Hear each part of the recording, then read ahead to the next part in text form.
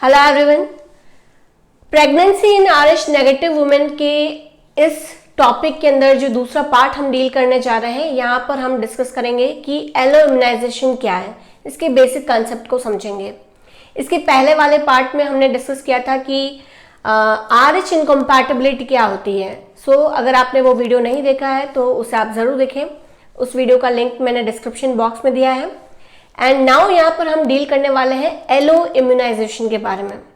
इस वीडियो को आप अंत तक जरूर देखें ताकि इस बेसिक कंसेप्ट को आप समझ सकें कि एलो इम्यूनाइजेशन होता क्या है। इसे आइसो इम्यूनाइजेशन भी कहते हैं। और ये क्या होता है, जब एक फॉरेन एंटीजन जो कि सेम स्पीशीज का हो, जैसे कि यहाँ पर हम ह्यूमंस की बात कर रहे हैं तो ह्यूमन टू ह्यूमन, ओके, एक ह्यूमन की बॉडी से एंटीजन दूसरी ह्यूमन की बॉडी में जब जाता है, that is called same species, okay. तो यहाँ पर एक जब फॉरेन एंटीजन किसी दूसरे की बॉडी में जब जाता है तो उसका इम्यून सिस्टम उसके अगेंस्ट क्या करता है, एक्ट करता है एंड देन उस एंटीजन के अगेंस्ट सर्टेन एंटीबॉडीज बनाता है ताकि उसे डिस्ट्रॉय कर सके, okay. So that is called allo immunization और आइसो इम्यूनाइजेशन। और यहाँ पर जो फॉरेन एंटीजन है वो किसका है, फीटस का। फीटस का जो RH एंटीजन है वो कंप्लीटली फॉरेन है, अननोन है मदर की बॉडी के लिए, क्योंकि मदर यहाँ पे क्या है, RH नेगेटिव। ये फॉरेन एंटीजन वुमेन की बॉडी के अंदर एंटर करता है एंड देन वुमेन का इम्यून रिस्पॉन्स एक्टिवेट होकर उससे अगेंस्ट क्या बनाता है, antibodies. That is the allo immunization. और ये क्यों होता है, जब कभी भी फीटो मेटर्नल ब्लीडिंग होती है, हेमरेज होता है, यानी फीटस का जो ब्लड है ये मदर के सर्कुलेशन में जब एंटर करता है तो ये वुमेन की बॉडी को सेंसिटाइज करता है, उसके इम्यून रिस्पॉन्स को माउंट करता है एंड देन एंटीबॉडीज को बनाने के लिए एक्टिवेट करता है। ऐसे कुछ सेंसिटाइजिंग इवेंट्स होते हैं जिसके कारण वुमेन की जो बॉडी है वो इन एंटीजेंस के अगेंस्ट एंटीबॉडीज को बनाती है जब फीटोमेटर्नल ब्लीडिंग होती है। जैसे कि अगर अबॉर्शन हुआ है, एक्टोपिक प्रेगनेंसी है, या फिर मोलार प्रेगनेंसी है, वजाइनल डिलीवरी है, सिजेरियन सेक्शन है, या फिर फोर्सिप डिलीवरीज है, कोई भी प्रोसीजर्स है like amniocentesis, cordocentesis, chorionic villus sampling है, ओके, या फिर एब्डोमिनल ट्रॉमा हुआ है, अगर कुछ गिरने की हिस्ट्री है, एंटीपार्टम हेमरेज है, placenta previa, rupture placenta, intra uterine death हुआ है, फीटल डेथ हुई है, तो ये कुछ सर्टन सेंसिटाइजिंग इवेंट्स हैं जिससे कारण फीटो मेटर्नल ब्लीड होने के चांस होते हैं, यानी फीटस का ब्लड मदर के सर्कुलेशन में एंटर कर सकता है। और जब ऐसा होता है तभी ये फॉरेन एंटीजन, उस ब्लड में प्रेजेंट जो RH एंटीजन है, ये मदर की बॉडी के अंदर जाते हैं एंड देन मदर का जो इम्यून रिस्पॉन्स है वो माउंट अप होता है, इंक्रीज होता है। तो क्या होता है जब फीटो मेटर्नल ब्लीडिंग होती है, तो जैसे ही फीटस का ब्लड मदर की बॉडी के अंदर जाता है, उसके सर्कुलेशन में जाता है, तो as an primary response, immune response के कारण जो IgM एंटीबॉडीज है वो इनिशियली फॉर्म होते हैं, ओके। पहली बार जब IgM एंटीबॉडीज बनते हैं तो ये इमीडिएट रिएक्शन नहीं लेके आते हैं, इसे 6 मंथ का समय लगता है कि इन एंटीजन के अगेंस्ट जो है वो एक डिटेक्टेबल एंटीबॉडीज को बना सकें, ओके। जैसे ही एंटीजन वुमेन की बॉडी के अंदर एंटर करते हैं, इनका इम्यून रिस्पॉन्स एक्टिवेट होता है और एज एन रिस्पॉन्स जब ये एंटीबॉडीज बनाना चालू करते हैं, देन हम कहते हैं कि वुमेन जो है वो क्या हो चुकी है, सेंसिटाइज हो चुकी है इन एंटीजन से, ओके।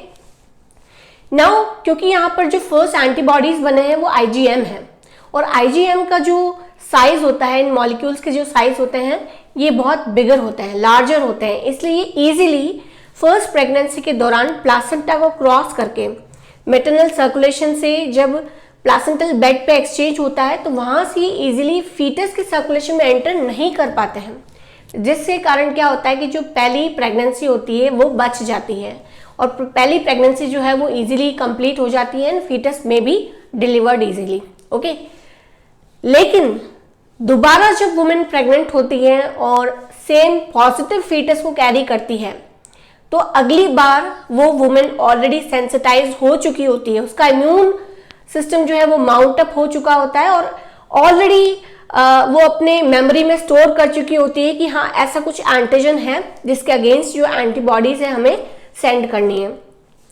सो दोबारा जब नेक्स्ट प्रेगनेंसी में पॉजिटिव फीटस के साथ में जब एंटीजन वुमेन की बॉडी में एंटर करते हैं तो ये एंटीजन को इजीली मदर का इम्यून सिस्टम आइडेंटिफाई कर लेता है and as an secondary immune response या अब यहाँ पर जो एंटीबॉडीज बनती है वो IgG होती है, जिनका की साइज जो होता है, मॉलिक्यूलर साइज जो होता है वो स्मॉल होता है और ये इजीली मेटरनल सर्कुलेशन के जरिए प्लासेंटल बेड पे एक्सचेंज हो जाती है और फीटस के सर्कुलेशन में एंटर कर जाता है। सो IgG antibodies now immediately act करते हैं। अब यहाँ पर उन्हें समय नहीं लगता है, दे एक्ट इमीडिएटली एंड उसके कारण जो सब्सिक्वेंट दूसरी जो प्रेगनेंसी होती है वो अफेक्टेड होती है। ओके, उनके ऊपर अफेक्शन होता है।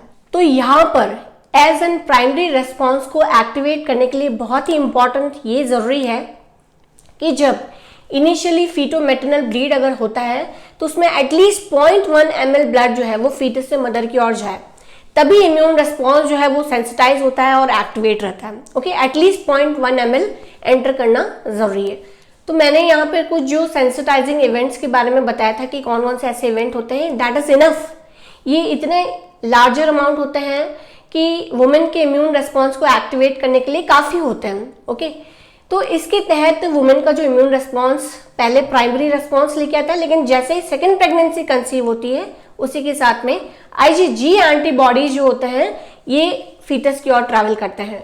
नाउ एक बार जो वुमेन सेंसिटाइज हो जाती है, ये एंटीबॉडीज थ्रू आउट लाइफ, जिंदगी भर वुमेन की बॉडी के अंदर प्रेजेंट रहते हैं। ओके, नाउ एक बहुत ही ट्रिकी चीज ये है कि जैसे मैंने अभी बताया कि अगर वुमेन फर्स्ट टाइम प्रेग्नेंट होती है उस टाइम पे वो सेंसिटाइज नहीं हुई होती है तो पहली प्रेगनेंसी जो है वो नॉर्मल हो जाती है, देन सेकेंड टाइम जब वो कंसीव करती है तो दूसरा जो फीटस है उसके अफेक्ट होने के चांस ज्यादा होते हैं। लेकिन क्या ये पॉसिबल है कि वुमेन की जो पहली प्रेगनेंसी है वो भी अफेक्ट हो सके? यस, ये पॉसिबल है।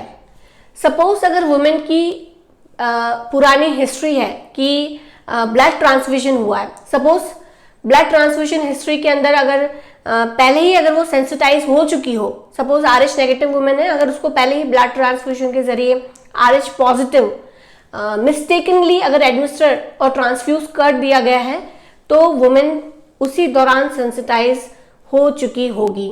सो ऐसे चांसेस 100% रहेंगे कि पहली प्रेगनेंसी भी उसकी अफेक्टेड रहे, बट इन सारी चीजों के चांसेस थोड़े से कम होते हैं because this is the rare event.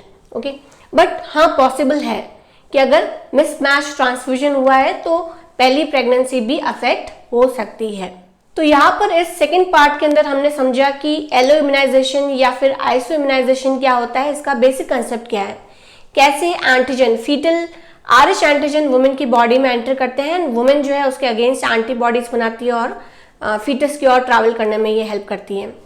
Now third part के अंदर हम समझेंगे कि इस एंटीबॉडीज के ट्रांसफर होने के कारण फीटस के ऊपर क्या इफेक्ट पड़ता है। Thank you.